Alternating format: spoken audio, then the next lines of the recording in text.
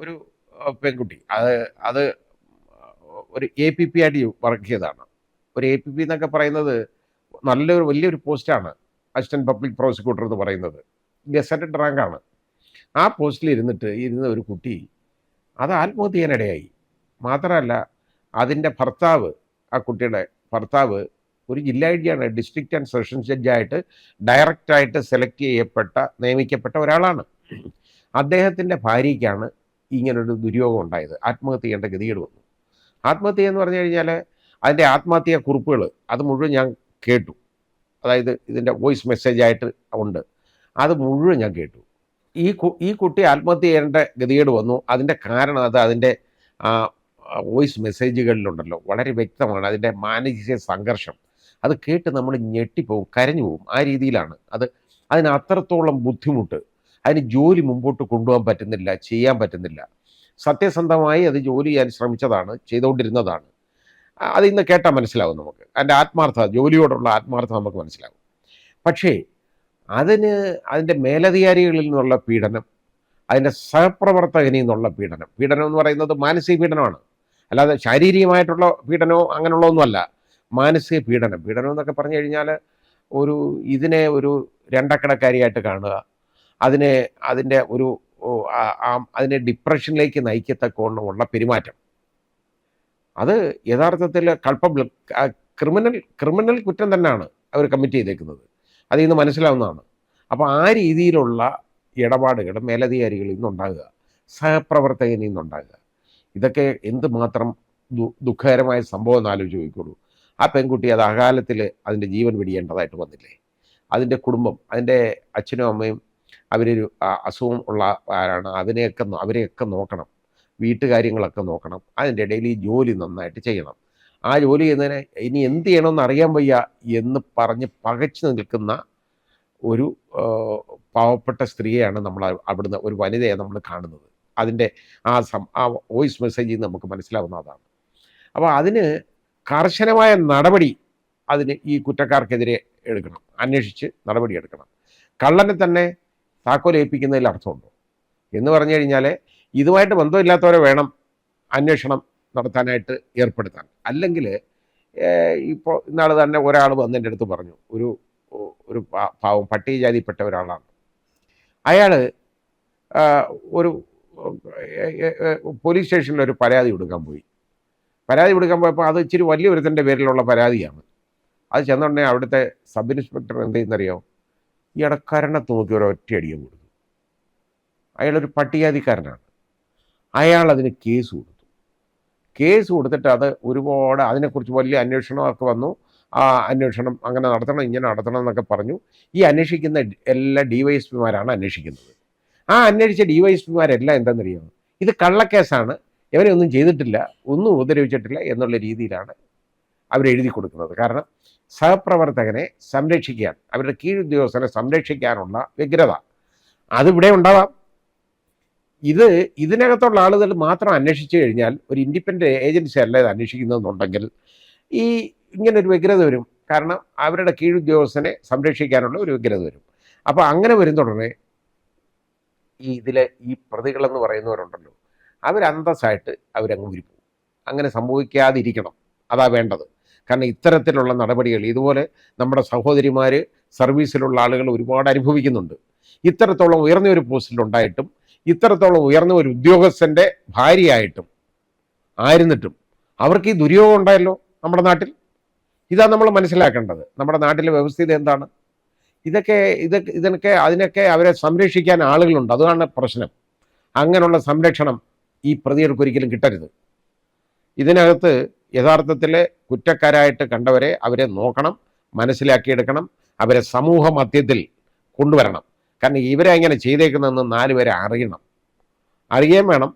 അവർ ഇതേപോലെ ഇതിനെ മാനസികമായിട്ട് പീഡിപ്പിച്ച് അവസാനം ഇതിനെ മരണത്തിലേക്ക് നയിച്ചത് എന്ന് പറയുന്നത് അബറ്റ്മെൻറ്റ് ടു കമ്മിറ്റ് സൂയിസൈഡാണത് കേട്ടോ.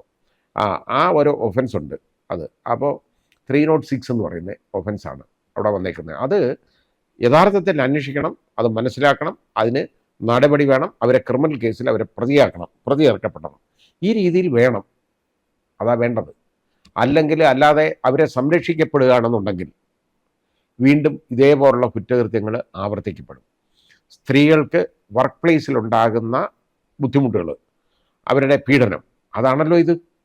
വേറെ വ്യത്യാസമൊന്നുമില്ലല്ലോ. വർക്ക് പ്ലേസിലുണ്ടാകുന്ന, അതായത് ഒരു APP എടുത്ത് ഏതാണ്ട് വിവരാവകാശ രേഖ ഒരു ആരുടെയോ ഒരു അഭിഭാഷകൻ വഴിയും കണ്ട് ഏതാണ്ട് കാര്യത്തിൻ്റെ ചോദിച്ചു. ആ ചോദിച്ചതാണ് പ്രശ്നം. അത് ഇങ്ങോട്ട് കൊണ്ടുവന്നു, അവർ അങ്ങനെ ചോദിച്ചു ഇങ്ങനെ ചോദിച്ചെന്നൊക്കെ പറഞ്ഞ് അവരെ ഒരുപാട് മാനസികമായിട്ട് ഒരുപാട് പീഡിപ്പിച്ചു, ആക്ഷേപിച്ചു ഒരുപാട് പേരുടെ മുമ്പിൽ. അത് പരസ്യമാക്കി. അവരുടെ കോൺഫിഡൻഷ്യൽ റിപ്പോർട്ട്, ഈ കോൺഫിഡൻഷ്യൽ റിപ്പോർട്ട് എന്ന് പറയുന്ന സാധനം, കോൺഫിഡൻഷ്യൽ റിപ്പോർട്ട് എന്നുള്ളതിൻ്റെ അർത്ഥം അറിയാൻ വയ്യാത്തവനാ ഇത് എഴുതുന്നത്. കോൺഫിഡൻഷ്യൽ റിപ്പോർട്ട് എന്ന് പറയുന്ന സാധനം പബ്ലിക്കാക്കാൻ പാടുള്ളതല്ല. കോൺഫിഡൻഷ്യൽ റിപ്പോർട്ട് അതെടുത്ത് പരസ്യമാക്കി. കോൺഫിഡൻഷ്യൽ റിപ്പോർട്ടിനകത്ത് ഇങ്ങനെ ഉണ്ട്, അങ്ങനെ ഉണ്ട്, ഇത് ഉണ്ട്. അപ്പോൾ ഇത് അവർക്ക് ജോലി ചെയ്യാൻ വയ്യാതെ, അതൊക്കെ വളരെ വലിയ മാനസിക പീഡനമാണ്. അത് അവരെ ആത്മഹത്യയിലേക്ക്, ഡയറക്റ്റായിട്ട് അവരെ ആത്മഹത്യയിലേക്ക് നയിച്ച ഒരു സംഭവമാണ്. അപ്പോൾ അതിന് ഇതൊക്കെ വെളിവാക്കിയവനെയൊക്കെ ഉണ്ടല്ലോ, അവനെ എല്ലാം പിടിച്ച് വേണ്ട വിധത്തിൽ നടപടിയെടുക്കണം. കയറി ഇറങ്ങട്ടെ കുറേ നാളെങ്കിലും, അങ്ങനെങ്കിലും അവനൊരു മാനസിക പരിവർത്തനം ഉണ്ടായിക്കോട്ടെ. ഉണ്ടാകുന്നെങ്കിൽ, അങ്ങനെ ഉണ്ടാകുന്നൊന്നും ഞാൻ വിശ്വസിക്കുന്നില്ല. കാരണം സ്ത്രീകളുടെ കാര്യം ഇപ്പോഴും കഷ്ടമാണെന്നുള്ളതാണ്. അതൊരു സ്ത്രീ ആയിപ്പോയത് കൊണ്ടാണ് ഇങ്ങനെ പീഡിപ്പിക്കപ്പെട്ടത് മാനസികമായിട്ട്. ഒരു പുരുഷന് വിസ്റ്റാൻഡ് ചെയ്യാൻ പറ്റുന്നവനായിരുന്നെങ്കിലോ ഇത് ചെയ്യത്തില്ല. അപ്പോൾ ഒരു സ്ത്രീ ആയതുകൊണ്ടാണ് ഇത്. ആ രീതിയിലുള്ള ഒരു കാഴ്ചപ്പാട് ഇപ്പോഴും നമ്മുടെ സമൂഹത്തിൽ നിലനിൽക്കുന്നു എന്നുള്ളതിൻ്റെ തെളിവാണ് ഈ സംഭവം. അതൊക്കെ പിഴുതെറിയണം. വിശാഖ കേസിലൊക്കെ ഇത് സുപ്രീം കോടതി എത്രയോ വർഷങ്ങൾക്ക് മുമ്പ് തീരുമാനം എടുത്തിട്ടുള്ളതാണ്. ഇങ്ങനെയുള്ള സംഭവങ്ങൾ ശരിയായിട്ട് നോക്കണമെന്ന്. വർക്ക് പ്ലേസിലുണ്ടാകുന്ന ഇവരുടെ ബുദ്ധിമുട്ട്, സ്ത്രീകൾക്ക് ഒരുപാട് ബുദ്ധിമുട്ടുകളുണ്ട്. ഒരുപാട് സർവീസിലുള്ള ഒരുപാട് പേര് അവർ ലൈംഗികമായി തന്നെ ഒരുപാട് പേര് പീഡിപ്പിക്കപ്പെടും. അവർക്ക് പുറത്ത് പറയാൻ പോലും പറ്റത്തില്ല. പലപ്പോഴും മേലുദ്യോഗസ്ഥനിൽ നിന്നായിരിക്കും. ഒന്നും പറയാൻ ഒക്കത്തില്ല. ആ രീതിയിൽ പലപ്പോഴും പ്രതികരിക്കാൻ ഒക്കത്തില്ല. പ്രതികരിക്കാൻ പോയാലുണ്ടോ എന്നറിയോ, ഈ കള്ളം മാന്യനുമാവും, ഈ അക്രമി അവൻ മാന്യനുമാവും, ഈ സ്ത്രീ വൃത്തികെട്ടുള്ളതുമാവും. ആ രീതി വരും. കാരണം അത് എനിക്ക് പണ്ട് എനിക്ക് ഒരു അഭിഭാഷകൻ, അത് ഞാൻ എവിടാന്നൊന്നും പറയുന്നത്, അയാൾ, ഞാൻ അഭിഭാഷകനായിരിക്കുമ്പോഴാണ് ഒരു വനിതാ അഭിഭാഷകരോട് മോശമായിട്ട് എന്തോ സംസാരിച്ചു കേട്ടോ. അവരതിനൊരു പരാതി എഴുതി അവിടുത്തെ ഒരു ബാർ അസോസിയേഷൻ കൊടുത്തു. ബാർ അസോസിയേഷൻ കൊടുത്തു കഴിഞ്ഞപ്പോൾ ഇയാളുടെ അടുത്ത് സമാധാനം ചോദിച്ചു. അവർ ഇതിന് സമാധാനം ചോദിച്ചപ്പോൾ എഴുതി കൊടുത്തത് എന്തെന്നറിയോ, ഈ സ്ത്രീ ഇയാളെ ഒരുപാട് പ്രാവശ്യം ഇൻവൈറ്റ് ചെയ്തിട്ടുണ്ട്, ലൈംഗികമായിട്ട് ഇയാളെ ഉപയോഗപ്പെടുത്താനായിട്ട് ഇൻവൈറ്റ് ചെയ്തിട്ടുണ്ട്, പക്ഷെ ഞാനതിന് തയ്യാറായില്ല, അതാണ് ഇതിൻ്റെ പ്രശ്നം എന്ന് എഴുതി കൊടുത്തു. ഒന്ന് ആലോചിച്ച് നോക്കിക്കോളൂ. ആ സ്ത്രീ പരാതി പിൻവലിച്ചു കേട്ടോ. കാര്യം വീണ്ടും അവമാനിക്കപ്പെടും. അത് ഭയന്നാണ്. ഇങ്ങനെ ചെയ്യുന്നവരുണ്ട്, ഇങ്ങനെ ചെയ്യുന്നവന്മാരുണ്ട്. അതാ ഞാൻ പറഞ്ഞത്, ഇതുപോലെ ഉണ്ടായിട്ടുണ്ട് ആളുകൾ. അപ്പോൾ എത്രയോ ഇതിനകത്ത് ഇപ്പോൾ അങ്ങനെ വർക്ക് പ്ലേസിൽ ഒരുപാട് വനിതകൾ ഉപദ്രവിക്കപ്പെടും, പീഡിപ്പിക്കപ്പെടും. അവർ ശാരീരികമായിട്ടും മാനസികമായിട്ടും ഒക്കെ പീഡിപ്പിക്കപ്പെടും. എപ്പോഴും ഒരു ചിറ്റമ്മ നയം സ്ത്രീകളാണെങ്കിൽ അവരോട് അത് കാണിക്കും, ആ രീതിയിൽ കാണിക്കും. കാരണം അവർ ചോദിക്കാനും പറയാനൊന്നും ഒക്കത്തില്ല. വലിയ ഗൗരവത്തിലാണ് കാര്യങ്ങൾ പോകുന്നത്. സംരക്ഷിക്കാനാണെങ്കിൽ ഇവരെ സംരക്ഷിക്കാൻ ആരാ ഉള്ളത്?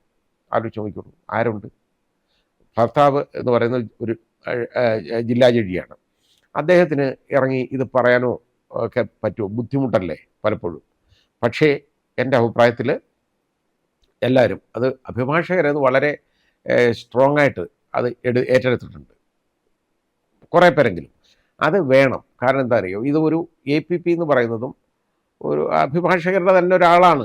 അത് യഥാർത്ഥത്തിൽ സർക്കാരിന് വേണ്ടി കേസ് നടത്തുന്നു, പ്രതികൾക്കെതിരെ കേസ് നടത്തുന്നു എന്നുള്ള വ്യത്യാസം ഒഴിച്ചാൽ APP ഒരു അഭിഭാഷക തന്നെയാണ്. എപ്പോഴും അഭിഭാഷകയാണ്, അവരുടെ ജോലി തന്നെയാണ്, അഭിഭാഷകൻ്റെ ജോലി തന്നെയാണ് APP ചെയ്യുന്നത്. അങ്ങനെ ഉള്ളപ്പോൾ അഭിഭാഷക സമൂഹം ഇതിനെതിരെ ശക്തമായിട്ട് പ്രതികരിക്കണം. ഇതിലെ പ്രതികളെ മുമ്പോട്ട് കൊണ്ടുവരാനും അവർക്കെതിരെ നടപടിയെടുപ്പിക്കാനുമായിട്ട് ഉള്ള ഒരു ശ്രമം വേണം എപ്പോഴും. ഗവൺമെൻറ്റിൻ്റെ ഭാഗത്തുനിന്നും ശരിയായ രീതിയിൽ ഇത് അന്വേഷിക്കണം. നല്ല രീതിയിലുള്ള അന്വേഷണം നടത്തണം.